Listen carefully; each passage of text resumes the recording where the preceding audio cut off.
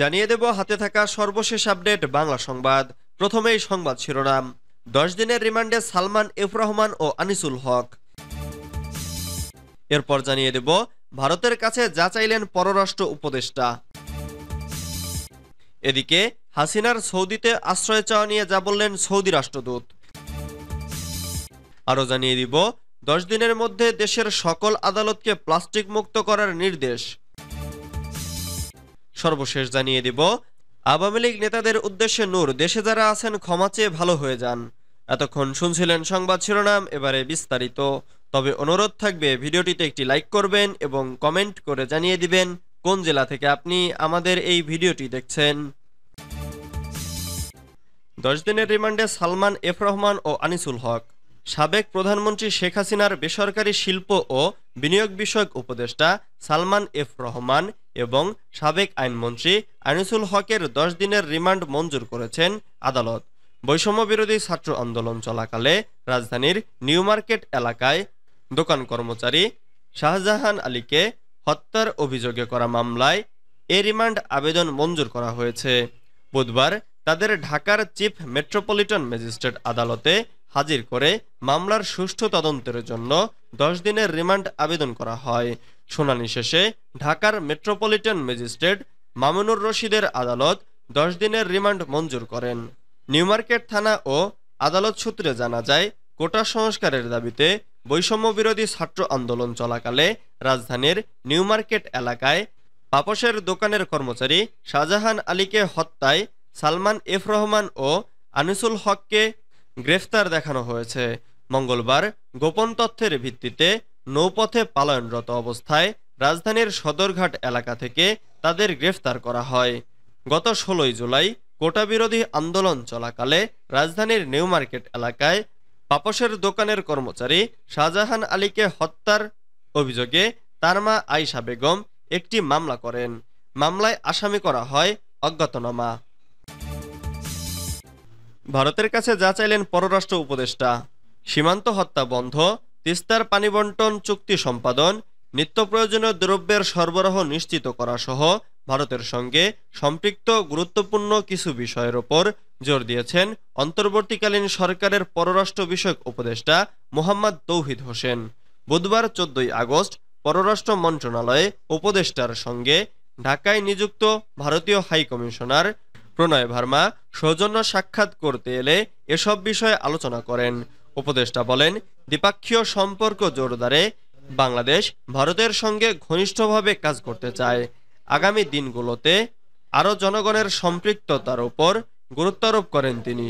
উপদেষ্টা বলেন, অন্তর্বর্তীকালীন সরকার অন্তর্ভুক্তিমূলক ও বহুদলীয় গণতন্ত্রের উত্তরণ নিশ্চিত করতে এবং অবাধ, সুষ্ঠু ও অংশগ্রহণমূলক নির্বাচন অনুষ্ঠানের পরিবেশ তৈরিতে প্রতিশ্রুতিবদ্ধ। নতুন দায়িত্ব গ্রহণের পর প্রধান উপদেষ্টাকে শুভেচ্ছা জানানোর জন্য তিনি ভারত সরকার ও প্রধানমন্ত্রী নরেন্দ্র মোদীকে ধন্যবাদ জানান। পররাষ্ট্র উপদেষ্টা বাংলাদেশের ঘটনাবলী সম্পর্কে একটি অত্যন্ত অতিরঞ্জিত মিডিয়া প্রচারণার কথাও উল্লেখ করেন। সাবেক প্রধানমন্ত্রী শেখ হাসিনার সাম্প্রতিক বক্তব্য প্রসঙ্গে তিনি বলেন, ভারত থেকে আসা এ ধরনের বক্তব্য দ্বিপক্ষীয় সম্পর্ক উন্নয়নের জন্য সহায়ক নয়। ভারতীয় হাইকমিশনার পররাষ্ট্র বিষয়ক উপদেষ্টাকে তার নতুন দায়িত্বের জন্য অভিনন্দন জানান। হাসিনার সৌদিতে আশ্রয় চাওয়া নিয়ে যা বললেন সৌদি রাষ্ট্রদূত। যুক্তরাষ্ট্র এবং যুক্তরাজ্যে রাজনৈতিক আশ্রয় চেয়ে কাজ না হওয়ায় উভয় সংকটে পড়েছেন বাংলাদেশের ক্ষমতাচ্যুত প্রধানমন্ত্রী শেখ হাসিনা। পালিয়ে ভারতে আশ্রয় নিলেও কতদিন সেখানে থাকা যাবে তা নিয়ে অনিশ্চয়তা রয়েছে। এরই মধ্যে শোনা যাচ্ছে সৌদি আরব সহ মধ্যপ্রাচ্যের বিভিন্ন দেশে রাজনৈতিক আশ্রয়ের জন্য চেষ্টা করেছেন হাসিনা। তবে বাংলাদেশে নিযুক্ত সৌদি রাষ্ট্রদূত ইসা বিন ইউসুফ আল দুহাইলান বলেছেন, সৌদিতে হাসিনার আশ্রয় চাওয়া সম্পর্কে অবগত নন তিনি। শেখ হাসিনা সৌদিতে রাজনৈতিক আশ্রয় চেয়েছেন বলে খবর প্রকাশ হয়েছে। এ বিষয়ে রাষ্ট্রদূতের দৃষ্টি আকর্ষণ করা হলে তিনি বলেন, এরকম কিছু আমি শুনিনি।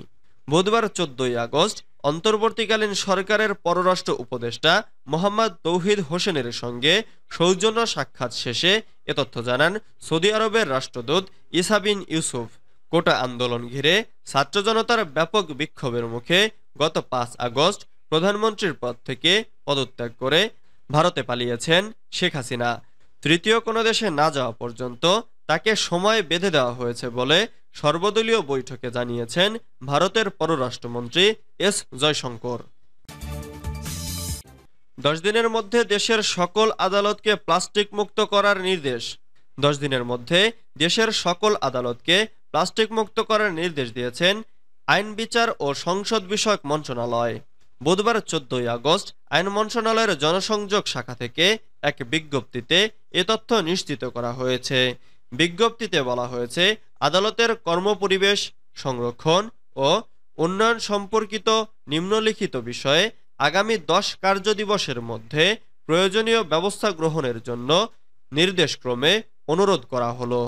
ক পলিথিন ও প্লাস্টিক পণ্য ব্যবহার স্বাস্থ্যের জন্য ক্ষতিকর, ঝুঁকিপূর্ণ ও আইনগতভাবে নিষিদ্ধ বিধায় অধস্তন আদালত প্রাঙ্গণে পলিথিন ও প্লাস্টিক পণ্য ব্যবহার না করা।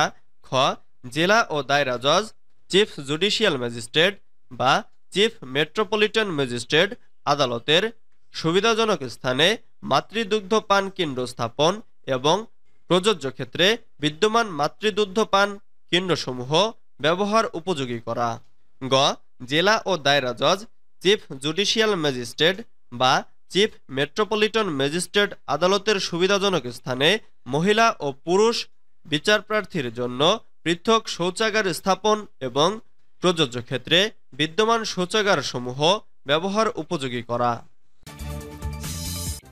আওয়ামী লীগ নেতাদের উদ্দেশ্যে নূর, দেশে যারা আছেন ক্ষমা চেয়ে ভালো হয়ে যান। ১৫ই আগস্ট উপলক্ষে ধানমন্ডিতে শোডাউন বা গোপালগঞ্জে আস্ফালন দেখানোর চেষ্টা করলে আওয়ামী লীগ নেতারা প্রাণ নিয়ে ঘরে ফিরতে পারবেন না বলে মন্তব্য করেছেন গণ অধিকার পরিষদের কেন্দ্রীয় কমিটির সভাপতি ও ডাকসুর সাবেক ভিপি নুরুল হক নূর। তিনি বলেন, দেশে যারা আছেন ক্ষমা চেয়ে ভালো হয়ে যান, শান্তিপূর্ণভাবে দেশে থাকেন। কোনো ধরনের বিশৃঙ্খলা করলে বিপ্লবী ছাত্র জনতা সরকার মিলে আপনাদের বিরুদ্ধে ব্যবস্থা নেবে। বুধবার ১৪ই আগস্ট সচিবালয়ে স্বরাষ্ট্র মন্ত্রণালয়ে স্বরাষ্ট্র উপদেষ্টা ব্রিগেডিয়ার জেনারেল এম সাখাওয়াত হোসেনের সঙ্গে বৈঠকের পর তিনি এসব কথা বলেন। নূর বলেন, আওয়ামী লীগ, ছাত্রলীগ ও যুবলীগের যারা আছেন তাদের প্রতি একটাই আহ্বান, আমরা গত ৪-৫ বছর ধরে আপনাদের বলছিলাম যে শেখ হাসিনা পালিয়ে যাবে, ওবায়দুল কাদের, সালমানরা হয়তো আফগানিস্তানের মতো প্লেনের চাকা ধরে পালাতে পারবে, আপনাদের এদেশে থাকতে হবে। আপনারা এমন কিছু কইরেন না যাতে ক্ষমতার পট পরিবর্তন হলে জনরোষে আপনাদের অবস্থা খারাপ হয়। আপনারা কথা শুনেননি, এখন জনগণ আপনাদের পেলে কি করবে আল্লাহ ভালো জানেন।